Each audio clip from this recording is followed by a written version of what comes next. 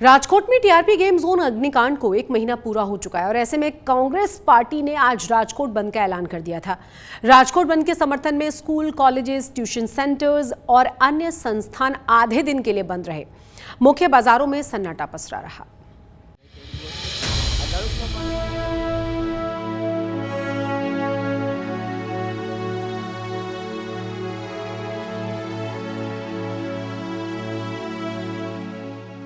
सड़कों पर पसरा सन्नाटा, दुकानों के शटर डाउन और हाथ जोड़कर लोगों से सहयोग की अपील करते कांग्रेस के नेता। ये तस्वीरें राजकोट की हैं, जहां ठीक 1 महीने पहले 25 मई को टीआरपी गेम जोन में भीषण अग्निकांड हुआ था, जिसमें 27 लोगों की मौत हो गई थी। आज कांग्रेस ने पीड़ित परिवारों को न्याय के लिए राजकोट में आधे दिन बंद का आह्वान किया और इसका व्यापक असर भी नजर आया।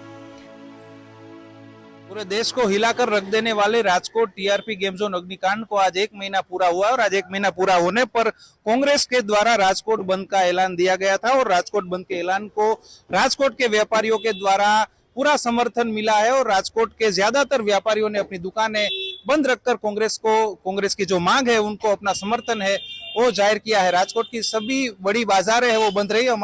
हम ये लाखाजी राज रोड बाजार पे है जो राजकोट की सबसे पुरानी और सबसे बड़ी बाजारों में से एक है, वो भी आज बंद रही है। सभी व्यापारियों ने अपनी दुकानें बंद रखकर जो पीड़ित है, जो मृतकों है, उनको अपनी श्रद्धांजलि भी दी है और कांग्रेस को अपना समर्थन भी जाहिर किया है। कांग्रेस की जो मांग थी कि पीड़ित के परिवार को 4 लाख से बढ़ाकर 1 करोड़ तक मुआवजा मिलना चाहिए, क्योंकि ये सभी परिवार थे वो मध्यम और गरीब वर्ग से आते हैं। और दूसरी मांग ये है कि जो बड़ी मछलियां हैं उनको नहीं पकड़ा जा रहा है। जो एसआईटी की गठन किया गया था उनकी कामगिरी को लेकर भी कांग्रेस ने शंकाएं व्यक्त की है।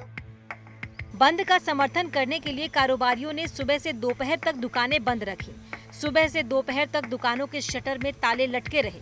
जहां इक्का दुक्का दुकानें खुली थी, वहां कांग्रेस कार्यकर्ताओं की अपील के बाद लोगों ने बंद कर दी। आज राजकोट बंद का जो कॉल था वो 95% सक्सेसफुल रहा। राजकोट के व्यापारी, राजकोट के दुकानदार और राजकोट की आम जनता का तहे दिल से शुक्रिया अदा कहते हैं। उन्होंने अपना नुकसान भी किया लेकिन राजकोट को बंद किया। ये अपने आप में सरकार के लिए, पुलिस प्रशासन के लिए एक मैसेज है। इसका मतलब ये हुआ पूरे राजकोट का इमोशन आज भी विक्टिम फैमिली के साथ जुड़ा हुआ है। अब सरकार को कम से कम अब नॉन करप्ट अफसरों को जांच टीम में लेकर पुख्ता जांच करवानी चाहिए ताकि दूध का दूध और पानी का पानी हो। हमारा पूरा प्रयास जारी है। इसके बावजूद भी यदि सरकार नहीं मानी तो चुल्लू भर पानी लेकर मुख्यमंत्री कार्यालय में जाएंगे और वहां जो सत्ताधीश बैठे उनको कहेंगे कि डूब मरो। कांग्रेस की लड़ाई जारी रहेगी और हम लोग डिटरमाइंड है, प्रतिबद्ध है कि हर कीमत पे इसमें पीड़ितों के साथ खड़े रहेंगे, उनको न्याय दिलाने के हर संभव प्रयास करेंगे। जिस तरह से हम 1 महीने से इनको न्याय दिलाने के लिए हम उपवास पे बैठे, धरना किए, सब कुछ किया, सरकार का पेट का पानी नहीं हिल रहा था, इसलिए हमको बंद का ऐलान देना पड़ा। लेकिन राजकोट की प्रजा है, राजकोट की जनता है, वो उसमें शामिल हुई है। 99% सुबह से बंद है। 1-2 कोई खुला हो तो हमने जैसे बोला ही है कि हम हाथ जोड़ के ही बंद करवाएंगे, क्योंकि हर लोगों का कोई ना कोई परिवार में से गया, सबको एक श्रद्धांजलि के लिए सबकी तैयारी है। तो उसके भाग के रूप में जहां कोई खुला है वहां हम हाथ जोड़ के बंद करवा रहे हैं। बाकी जनरली प्रजा है, पूरा राजकोट बंद है। गुजरात कांग्रेस के अध्यक्ष शक्ति सिंह गोहिल भी राजकोट की सड़कों पर निकले और बंद रखने के लिए लोगों का आभार व्यक्त किया। इस दौरान उन्होंने आरोपियों के खिलाफ कार्रवाई को लेकर सरकार पर भी जमकर निशाना साधा। शक्ति सिंह गोहिल ने सरकार की मंशा पर सवाल उठाते हुए आरोप लगाया कि एसआईटी जांच के नाम पर सिर्फ लीपापोती हो रही है। इतनी खौफनाक घटना होने के बावजूद सरकार लिफाफोपी कर रही है।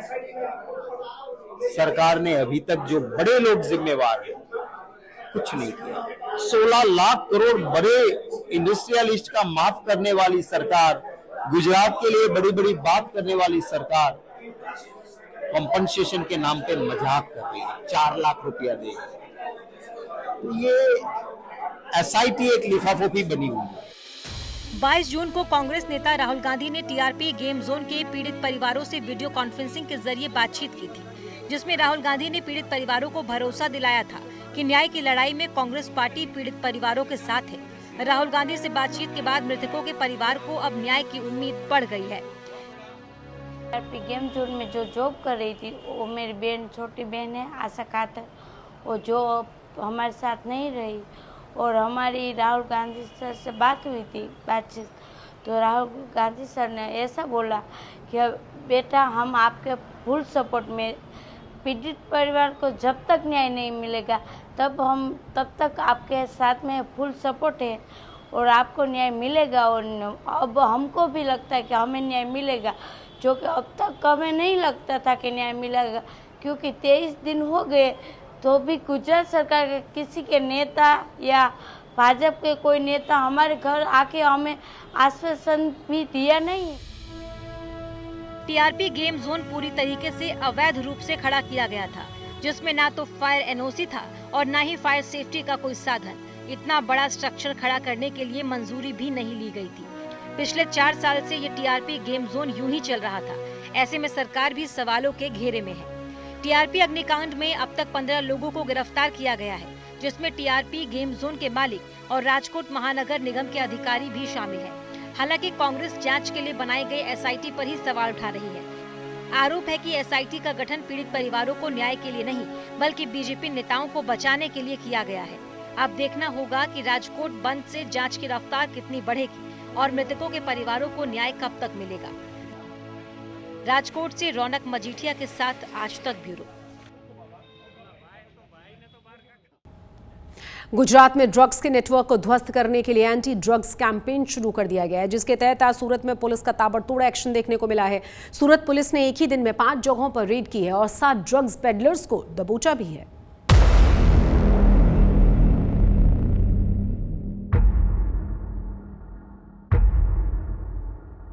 सोमवार को गुजरात के गृह राज्य मंत्री हर्ष संघवी ने पुलिस के साथ मिलकर एंटी ड्रग्स कैंपेन का आगाज किया और 24 घंटे के भीतर ही एक्शन भी शुरू हो गया। सूरत में ड्रग्स का नेटवर्क ध्वस्त करने के लिए क्राइम ब्रांच की टीम ने ताबड़तोड़ छापेमारी की और एक ही दिन में 5 अलग अलग इलाकों से 7 ड्रग्स पेडलर को गिरफ्तार कर लिया। इनके पास से करीब 37 लाख रुपए की ड्रग्स भी बरामद हुई है। पुलिस इंस्पेक्टर एसएन परमार और पीएसआई महिड़ा को एक इन्फॉर्मेशन मिली थी कि सूर्या नगरी ट्रेन से राबिया और नफीस शफीक खान, ये दोनों मुद्दामाल लेके मुंबई से यहाँ आ रहे हैं। इस बीजा पे शाम को 4:30 बजे के करीब इनको रेलवे स्टेशन पे रोका गया। इनके पास से करीबन 253 ग्राम जितना मुद्दामाल मिला, जिसकी अंदाजित कीमत 25 से 26 लाख रुपए जैसी है। कुल 7 लोगों को अलग अलग 5 केसों में 354-55 ग्राम करीबन 35 से 40 लाख के मुद्दामाल के साथ सीज किया गया हुआ। सूरत क्राइम ब्रांच ने सबसे पहले रेलवे स्टेशन से एक महिला और उसके साथी को गिरफ्तार किया। ये स्कूल बैग में ड्रग्स की खेप रखकर मुंबई से सूरत लेकर आए थे। इनसे पूछताछ के आधार पर कच्चा मरीन होटल से सरफराज उर्फ सलमान को पकड़ा। रामा रेजिडेंसी के पास से फैजल अल्लाह रखा और यासिन बाबुल को गिरफ्तार किया। मोहसिन शेख नाम का आरोपी अपने दोस्त के घर से पकड़ा गया। इसके अलावा श्रुति हॉस्पिटल के सामने से सैयद हाथी उर्फ बाबू सैयद को गिरफ्तार किया गया। क्राइम ब्रांच की police inspector Modi, police inspector Jayan Goswami और जयन जाला ने अलग अलग टीम बना के सरफराज उर्फ सलमान को पकड़ा गया होटल में से। उसके पास से एमडी ड्रग्स करीबन 29 ग्राम 2,90,000 की कीमत का सीज किया गया। उसके बाद फैजल शेख को रामा रेसिडेंसी के पास से पीआई जैन गोस्वामी और उनकी टीम ने पकड़ा। फैजल के साथ एक और यासिन बाबुल मुल्ला को पकड़ा गया। इनके पास से करीबन 32 ग्राम जितना एमडी ड्रग्स मिला, जिसकी कीमत 3,20,000 जैसी होती है। इसके दौरान पुलिस इंस्पेक्टर मोदी को भी एक इंफॉर्मेशन मिली तो अठवा लाइन नानपुरा श्रुति हॉस्पिटल के पास एक रिक्शा में से मोहम्मद सैयद आसिफ उर्फे बाबू को भी 29 ग्राम 28 ग्राम जैसे एमडी के साथ अरेस्ट किया गया। एक दिन पहले ही एंटी ड्रग्स कैंपेन की शुरुआत करते हुए गुजरात के गृह राज्य मंत्री हर्ष संघवी ने गुजरात पुलिस की जमकर तारीफ की थी। साथ ही ड्रग्स को मुद्दा बनाने वाली विपक्षी पार्टियों पर भी प्रहार किया था। देश का पहला ऐसा राज्य होगा गुजरात जिसने ड्रग्स के खिलाफ की ये जंग में जीत हासिल करने के लिए ड्रग्स रिवॉर्ड्स पॉलिसी डिक्लेयर की। और यही ड्रग्स रिवॉर्ड पॉलिसी के तहत गुजरात में पिछले 3 साल से गुजरात पुलिस को बहुत ही बड़े नतीजे प्राप्त हुए हैं।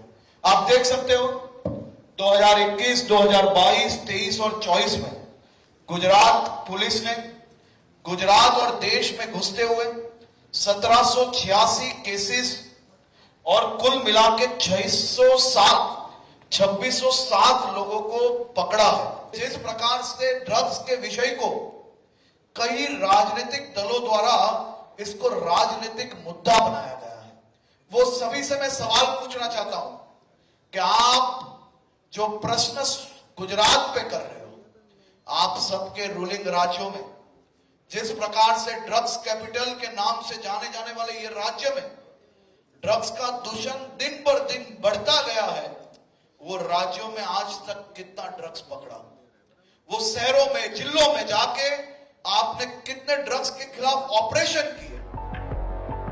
बीते कुछ समय से लगातार भारी मात्रा में ड्रग्स की बड़ी खेप पकड़ी जा रही है।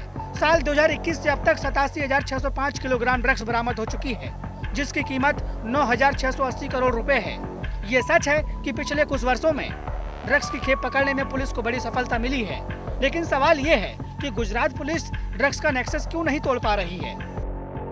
सूरत से संजय सिंह राठौड़ और अहमदाबाद से अतुल तिवारी के साथ आज तक ब्यूरो। सूरत शहर में बिल्डर्स को करोड़ों रुपए का चूना लगाने वाला डायरी माफिया सुमित गोयनका 1.5 साल के बाद सूरत पुलिस के हत्थे चढ़ा है।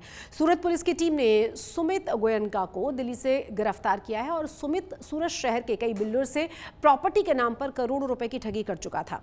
सुमित और उसके साथियों की धोखाधड़ी का शिकार हुए लोगों की लिस्ट बड़ी लंबी है। वेसु पुलिस स्टेशन में जुलाई 2023 में एक 420 IPC के तहत FIR हुई थी, जिसमें टोटल 7 अक्यूज थे। उनमें से एक मेन अक्यूज था सुमित गोयनका, वो पिछले करीब 1 साल से फरार था। तो कई जगह पे हम लोग कंटिन्यू ट्राई कर रहे थे इसको पकड़ने का। तो कल इसका लोकेशन दिल्ली में मिला, तो वहाँ ये सब्जी मंडी पुलिस स्टेशन दिल्ली के एरिया में फ्लैट लेके वहाँ पे रहता था और सूरत से खागरा मंगा के और वहाँ पे सप्लाई करता था दुकानों को थोक में। ये कई दिन से ये वहाँ पे काम कर रहा था। पता लगा तो लोकेशन पे पुलिस की टीम गई और वहाँ पे मिला ये, तो वहाँ से इसको डिटेन करके और वैसे पुलिस स्टेशन लाया गया। अभी इसको अरेस्ट करके और पूछताछ चालू। अब हम बात करेंगे एक ऐसी अनोखी सजा की जो सुनने में थोड़ी अजीब जरूर लगेगी, लेकिन बड़ी कमाल की है। एक निजी मेडिकल कॉलेजेस के छात्रों को क्लास के भीतर मोबाइल चलाने पर 500 पौधे लगाने की सजा दी गई है। खास बात यह है कि इस कॉलेज में छात्रों से सजा के रूप में पौधारोपण के अलावा ऐसे काम भी करवाए जाते हैं जिससे छात्र व्यस्त भी रहें और उनका ज्ञान भी बढ़ जाए और चरित्र निर्माण हो। साथ ही साथ सजा से समाज की प्रकृति को भी फायदा हो।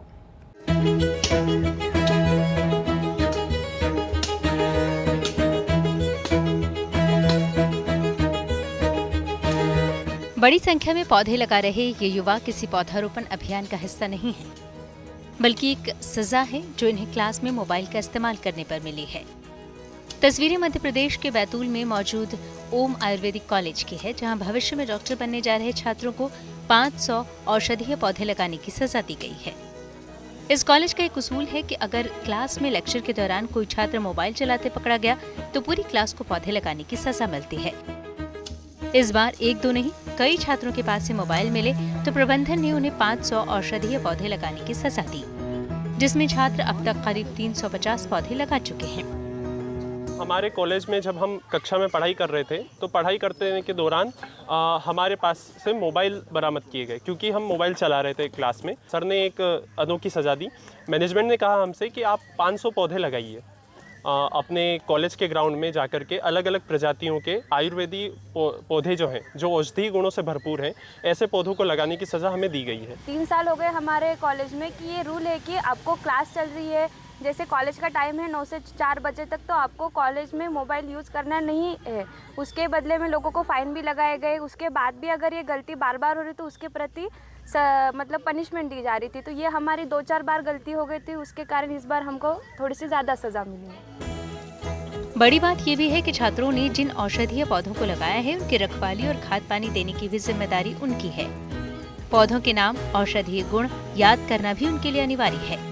पौधारोपण के अलावा छात्रों को फ्री मेडिकल कैंप लगाने, हेल्थ से जुड़े प्रोजेक्ट बनाने जैसी सजाएं मिली है, जिसे छात्रों ने ईमानदारी से पूरा भी किया है। पनिशमेंट ये दी गई कि ये लोग क्लास में लगभग 3 या 4 महीने से डेली फ़ोन ला रहे थे। एक दो बार इन्हें पकड़ा टीचरों ने, मैंने परमान माफ़ कर दिया, पर फिर भी ये सुधर नहीं रहे थे और एक फ़ोन चला रहा है, दूसरा बाजू वाला बच्चा भी उसको देख रहा है पर उसको मना नहीं कर रहा। इसलिए मैंने सोचा कि पूरी क्लास को पनिशमेंट दी जाए। तो पनिशमेंट के रूप में मैंने 2 या 3 चीज़ें दी गई थी कि भाई या तो आप पढ़ो मत, क्लासेस बंद कर दूँ, या फिर मेरी 2 सज़ा और थी कि भाई या तो जाके कैंप लगाओ आप गांव में जाके, या फिर पौधे लगाओ। तो इनका था कि भाई हम पौधे लगाएंगे, तो इनका था कि 100 या 50 पौधे लगाए, पर मैंने कहा कि नहीं आपको लगाना है पूरी क्लास को तो 500 पौधे लगाओ। थोड़ा कठिन था, इन्हें बुरा लगा, पर अब शायद अच्छा लग रहा है इन्हें। ऐसी सजाओं के जरिए कॉलेज प्रबंधन का मकसद न सिर्फ छात्रों का चरित्र निर्माण करना है, बल्कि उन्हें जिम्मेदार नागरिक बनाने की भी है। साथ ही समाज और पर्यावरण को अगर ऐसी सजा से फायदा मिले तो हर्ज क्या है। बैतूल से राजेश भाटिया के साथ ब्यूरो रिपोर्ट। अमरनाथ यात्रा की शुरुआत 29 जून से हो रही है, जिसके लिए तैयारियां अब अंतिम चरण में हैं। खासतौर से जम्मू में बेस कैंप बनाया गया है, जहां श्रद्धालुओं के लिए लंगर की व्यवस्था है। और इतना ही नहीं, श्रद्धालुओं के यात्रा रजिस्ट्रेशन से लेकर उनकी सुख सुविधा और सुरक्षा का भी पूरा इंतजाम किया जा रहा है।